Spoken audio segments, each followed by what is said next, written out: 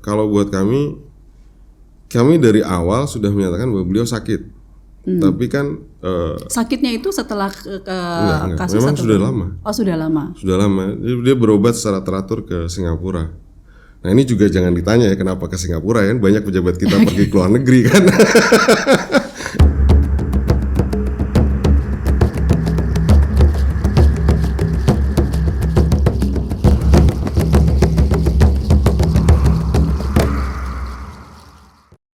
Selamat datang di Mikes, saya Mela Noviani menghadirkan seorang narasumber yang pastinya sangat pas sekali untuk membahas topik babak baru kasus Lukas NMB, yaitu Bapak Anggara SHMH. Beliau adalah kuasa hukum mantan Gubernur Papua Lukas NMB. Wow, selamat pagi Pak. Terima kasih sudah ada di Mikes hari ini Pak. Selamat pagi, tapi saya salah satu ya.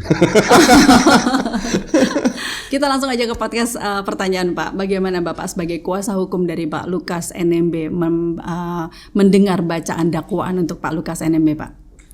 Ya satu tentu kami akan tanggapi ya dakwaan tersebut karena kan banyak hal yang menurut kami secara teknis dakwaan itu tidak cukup pas. Gitu. Tapi yang paling penting kan dari proses ini sebetulnya kan Pak Lukas klien kami itu dalam situasi atau kondisi sakit. Nah ini yang dalam pandangan kami harusnya pengadilan itu tidak hanya percaya terhadap tim dokter dari KPK, tapi kami minta agar pengadilan menunjuk tim dokter tersendiri untuk memeriksa kesehatannya Pak Lukas, apakah beliau bisa mengikuti persidangan. Karena kalau orang sakit harusnya itu tidak boleh ada persidangan terhadap orang yang sakit. Apalagi beliau sakit keras kan. Dia ada beberapa penyakit yang soal ginjal, stroke dan lain-lain. Itu sebetulnya cukup beresiko kalau persidangan akan terus dilanjutkan. Jadi dakwaan tentu kita akan tanggapi, tapi di luar itu sebetulnya kemarin kami cukup protes ketika persidangan itu tetap dilanjutkan mengingat kondisi kesehatannya Pak Lukas. Apakah itu benar-benar terbukti Pak Lukas sakit Pak? Karena biasanya kalau dalam persidangan begini alasan-alasan sakit itu pasti karena gini muncul. Dari di awal-awal kan KPK selalu menyatakan tadi alasan sakit ya. Tapi ketika kita mempersoalkan yang di pra-peradilan terbukti beliau sakit. Jadi tim dokter KPK juga menyatakan beliau sakit. Perbedaannya dengan kami, jadi kami juga menyatakan beliau sakit. Dan dalam pemeriksaan di pra-peradilan, semua bukti yang diajukan oleh KPK itu memang menyatakan klien kami sakit. Nah, perbedaannya adalah pada apakah beliau bisa diperiksa atau tidak. Ya kan? Ada dua tahap, bisa diperiksa keterangannya dalam konteks berita acara pemeriksaan dan bisa diperiksa di sidang pengadilan. Ini dua hal yang berbeda. Karena kalau diperiksa dalam berita acara pemeriksaan misalnya bisa jadi cuma 1 hari atau beberapa jam dalam 1 hari ya. Tapi kalau pemeriksaan sidang pengadilan kan bisa sangat panjang. Apakah beliau memiliki kemampuan untuk mengikuti persidangan yang panjang misalnya, memiliki kemampuan untuk menalar secara logis ya bukti-bukti yang dihadirkan itu akan berdampak apa terhadap beliau. Nah ini yang harus dipertanyakan sebetulnya. Jadi kalau pertanyaannya sakit atau enggak, apakah itu jadi alasan? Toh bukti dari dokter KPK juga sama menyatakan beliau sakit. Perbedaannya sakit, cuma tadi KPK bersikeras bahwa beliau sanggup menjalani pemeriksaan di tingkat penyidikan dan penuntutan, tapi sebetulnya hanya berhenti di situ. Kalau kemarin fit, jadi ada dua bahasa kalau KPK menggunakannya, fit to interview sama fit to stand trial. Padahal ini dua hal yang berbeda dan punya implikasi yang juga sangat berbeda. Sebagai salah satu kuasa hukum Bapak Lukas NMB, salah satu kuasa hukumnya ya Pak, ada berapa kuasa hukumnya Pak? Ada 20-an. Ada 20-an. Oke. Sebagai salah satu kuasa hukumnya Bapak Lukas NMB, bagaimana komentar Bapak menanggapi bahwa ada gratifikasi dan suap sebesar 46,8 miliar itu Pak? Ya kalau klien kami kan merasa tidak pernah menerima gratifikasi atau mengatur proyek ya dalam artian. Karena kan sebetulnya semua dilakukan lewat LPSE, lembaga pengadaan barang dan jasa yang secara elektronik itu. Jadi agak sulit rasanya kalau kita logis saja bahwa itu diatur atau dapat diatur oleh seorang Lukas NMB atau misalnya oleh terdakwa atau misalnya oleh tersangka-tersangka yang lain yang sedang diperiksa. Jadi kami berpegang pada keterangan tersebut. Gitu. Dan apakah dakwaan jaksa itu sesuai dengan fakta? Kalau menurut Pak Anggara gimana? Ya, dakwaan jaksa kan itu tadi, dakwaannya ada beberapa kejadian ya, dan menurut kami sih itu tidak sesuai sama fakta yang kami temukan misalnya. Nah tapi kan balik lagi ya, kalau ya mari kita lihat proses persidangan ya. Tapi sebelum itu kan, kalau kita percaya bahwa persidangan itu harus adil untuk setiap orang, maka faktor kesehatan klien kami itu harus diperhatikan terlebih dahulu.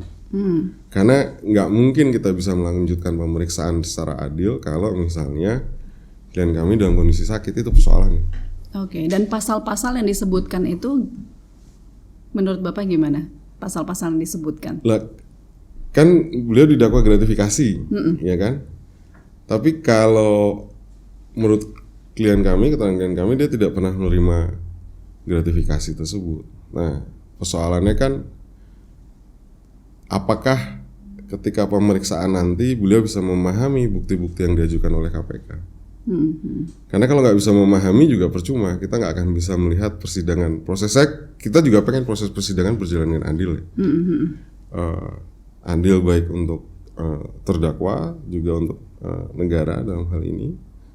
Tapi juga proses ini bisa berjalan lancar, jadi tidak tertunda-tunda. Ya, dan saya mendengarkan banyak yang bilang bahwa Pak Lukas NMB ini dizolimi, difitnah gitu Pak ya. Nah kira-kira pihak siapa sih Pak yang memfitnah atau menzolimi Pak Lukas NMB ini? Loh, sekarang kalau dalam keadaan sakit tetap di trial kan itu persoalan. Jadi orang sakit gini, beliau ditahan di rutan ya dalam keadaan sakit. Pertanyaan kami kan yang pertama adalah apakah penahanannya harus di rutan? Karena tempat penahanan banyak, ada di rumah, ada di kota, yang mana fit untuk orang yang sakit seperti beliau. Tapi kan semua orang pengennya, maksudnya gini, penegak hukum kita itu tidak pernah menimbang alternatif lain di luar rutan. Terlepas bahwa rutan di sana tidak overcrowded, karena rutan yang lain ada overcrowded dan segala macam.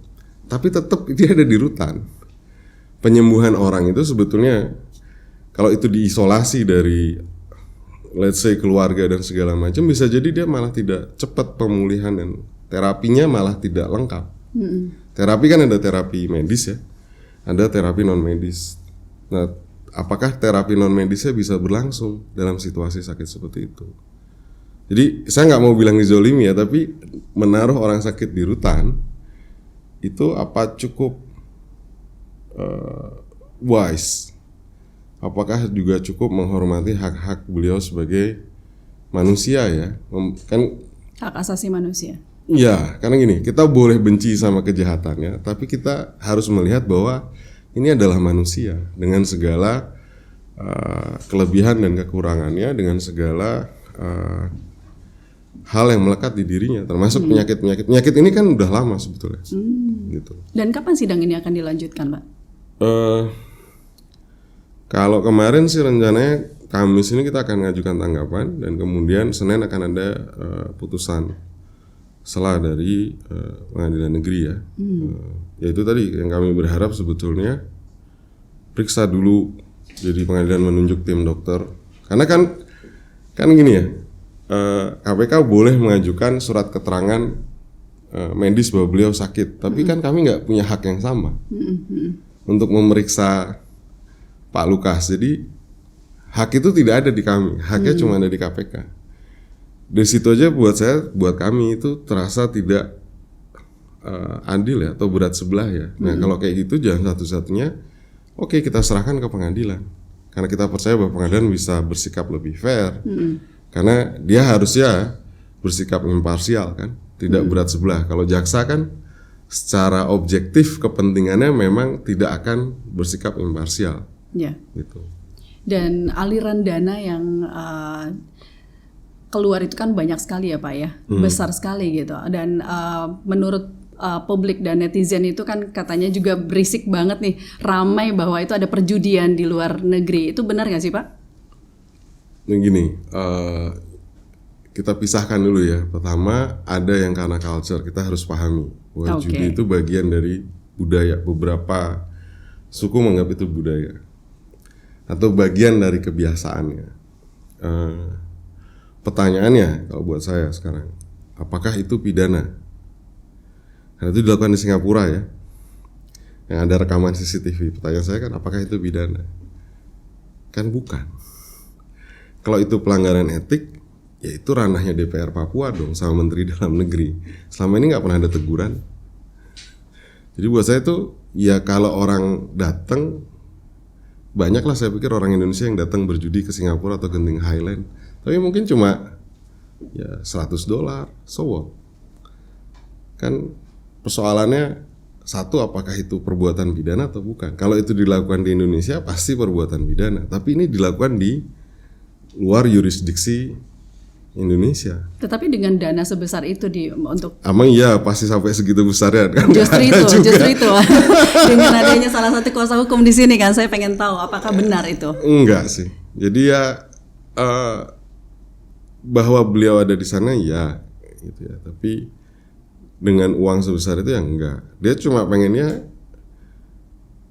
bermain seperti kebiasaan, kan itu soal kebiasaan agak sulit kita ya ada banyak orang punya kebiasaan macam-macam kan. Ada yang mungkin minuman beralkohol punya kebiasaan seperti itu. Ada yang budaya dan kebiasaan orang itu kan jadi sulit kita sulit membuat standar di Jakarta disamakan dengan standar di tempat-tempat lain di Indonesia kan. Itu jadi sesuatu yang sulit. Atau dalam suku atau agama tertentu jadikan standar untuk orang lain yang tidak punya larangan seperti itu gitu. Apa nih sekarang lagi perjalanan sebagai kuasa hukumnya ya, sebagai kuasa hukum Bapak Lukas ini, apa yang Bapak rasain sekarang? Apakah sulit atau ini hukum yang maksudnya masalah yang mudah untuk satu kan kalau buat kami dari awal sudah menyatakan bahwa beliau sakit. Tapi kan sakitnya itu setelah enggak. kasus memang sudah lama. Oh, sudah lama. Dia berobat secara teratur ke Singapura. Nah ini juga jangan ditanya ya kenapa ke Singapura ya, banyak pejabat kita pergi ke luar negeri kan. Kan banyak pejabat kita pergi ke luar negeri kan. Artinya dengan rekam medis yang cukup tebal segini nih, itu menunjukkan bahwa beliau sakit. Fungsi ginjalnya juga sangat sedikit. Terakhir kalau saya nggak salah itu sekitar 10% berfungsi. Nah, buat saya ini sebetulnya refleksi ya, karena kan pemerintah sama DPR berencana untuk mengubah Kitab Undang-Undang Hukum Acara Pidana. Jadi dalam kondisi sakit seperti ini, hukum acara kita memang tidak memberikan jawaban. Bagaimana hak tersangka terdakwa? Misalnya, ya jaksa boleh atau penyidik boleh memeriksa kesehatan dan menyatakan bahwa dia fit to interview misalnya. Tapi bagaimana hak tersangka untuk menyatakan bahwa saya nggak cukup bisa memahami pertanyaan-pertanyaan yang diberikan oleh misalnya penyidik, jaksa ataupun oleh hakim. Itu tidak ada jalan keluar di hukum acara kita. Nah itu sehingga harusnya juga hal-hal seperti ini diperhatikan. Nah ini yang buat kami ini bahkan ya akses ke dokter pribadi juga nggak diberikan. Padahal ini dokter pribadi beliau yang dari dulu dekat sama Pak Lukas dan dipercaya oleh klien kami untuk memeriksa kesehatannya beliau. Ini juga nggak sulit untuk berkomunikasi dengan Pak Lukas. Oke, sebagai salah satu kuasa hukum dari Pak Lukas, Pak, jika nanti memang Pak Lukas itu dinyatakan bersalah, apa upaya hukum Pak Anggara sebagai salah satu kuasa hukumnya? Ya, kita pasti akan banding. Kan sebelum ke situ kan pertanyaannya kan gimana kalau putusan selanjutnya menyatakan Pak Lukas misalnya ternyata bisa diperiksa gitu. Kan itu juga kita akan persoalkan itu. Karena kan tadi yang saya bilang ya, balik lagi ya, kalau dia dinyatakan bersalah dalam kondisi dia tidak bisa memahami dakwaan, tidak bisa memahami bukti yang dipersembahkan misalnya, atau disajikan oleh penuntut umum, kan jawabannya bisa kemana-mana. Jawabannya nggak bisa diduga dong, ya kan? Dan ini yang jadi persoalan paling penting. Kalau kita menghadirkan keadilan itu ya untuk semua orang, bukan untuk orang-orang yang in power, tapi justru orang-orang yang dalam sistem peradilan pidana kita ini. Dan ini jumlahnya banyak, nggak cuma Pak Lukas ya, jumlah orang yang memang sakit tapi tidak dipercaya sakit itu kan banyak. Belum juga ada sentimen terhadap orang Papua. Ya, betul. Itu Gitu yang saya kan. mau tanya, Pak. Mungkin ini akan menjadi closing statement ya untuk Ya. audiens Mikas, Pak. Kalau image atau tadi kita bicara kultur dan budaya, dan dari dulu kan pasti sudah ada image jelek untuk Papua ya, Pak ya. Iya. Dan sekarang sudah dilakukan juga kepada dari Pak Lukas NMB gitu. Menurut Bapak nih, bagaimana sih Papua ini memperbaiki citra Papuanya sendiri gitu? Karena Menurut dari saya dulu kita yang harus membenahi cara kita mengimajinasikan Papua, jangan dibalik. gitu ya. Jangan Karena dibalik. kultur itu sudah lekat di sana. Iya gini, kita sering, maksudnya gini ya, cara pandang secara umum ya, cara pandang kita terhadap kita sebagai orang Indonesia ya, terhadap orang Papua, itu kira-kira sama lah dengan cara pandang orang Belanda dulu terhadap kita. Kopik, keras kepala, bandel, tidak bisa diatur dan lain sebagainya. Itulah cara pandang kita terhadap orang Papua. Yang harus dilakukan bukan memperbaiki orang Papua, mengubah citranya, tapi yang harus dilakukan adalah bagaimana kita sebagai bangsa mengubah persepsi kita terhadap orang Papua, menghormati Culture dan budaya. budaya, keragaman, hak-hak masyarakat Papua secara umum. Itu kan harus kita perbaiki jadi kenapa Timor Leste memilih independen juga karena perlakuan pemerintah pusat terhadap Timor Leste.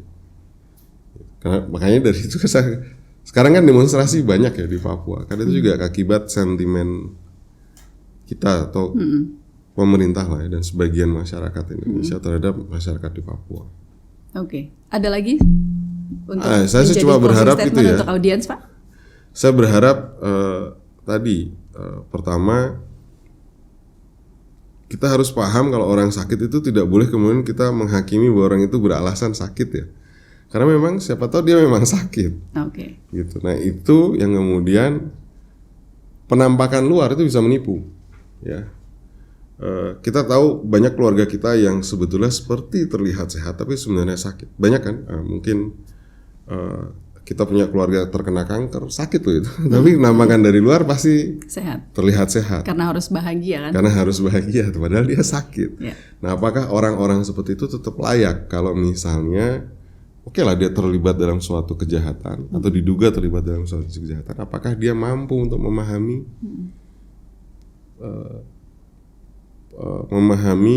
proses persidangan itu? Karena ini pertanyaan besar yang kalau kita tanya ke diri kita sendiri, Ya. apa yang terjadi gitu? Pasti gak ada yang mau kan orang diadili itu sudah ditahan di rutan, terlepas dari katanya rutannya baik, tetap aja itu rutan, isolasi kan dari keluarga. Nah, itu yang menurut saya kita boleh benci terhadap kejahatan, tapi terhadap manusianya dia tetap punya hak, dia tetap punya kehormatan, dignity yang melekat pada dirinya, dan itu yang tetap harus kita hormati. Baik, Jadi- Pak. Jadi sampai hari ini belum tahu lanjutan sidangnya kapan ya, Pak? Kalau putusan selanjutnya pasti Senin. Oh, Senin. Senin putusan selanjutnya. Kan Kamis kita akan tanggapan ya. Oke. Tanggapan dari kami terhadap dakwaan dari penuntut umum. Nah, Senin akan ada putusan sela, dan kami berharap sebetulnya ada pemeriksaan secara independen oleh pengadilan untuk memeriksa kondisi kesehatannya Pak Lukas secara lebih imparsial. Oke. Kita doakan untuk Pak Lukas ya, Pak ya. Ya, Dan amin. persidangan Iya, kami juga pengen Iya, berjalan cepat lancar, selesai. beliau dia sehat gitu kan, Iya. biar jelas gitu terang apakah perbuatan yang dituduhkan benar-benar terjadi atau tidak. Betul. Oke, terima kasih Pak Anggara. Iya, Saya sama-sama, closing Bu. dulu ya Pak ya. Iya. Oke, terima kasih Mikester sudah selalu stay tune di Mikest Unggul.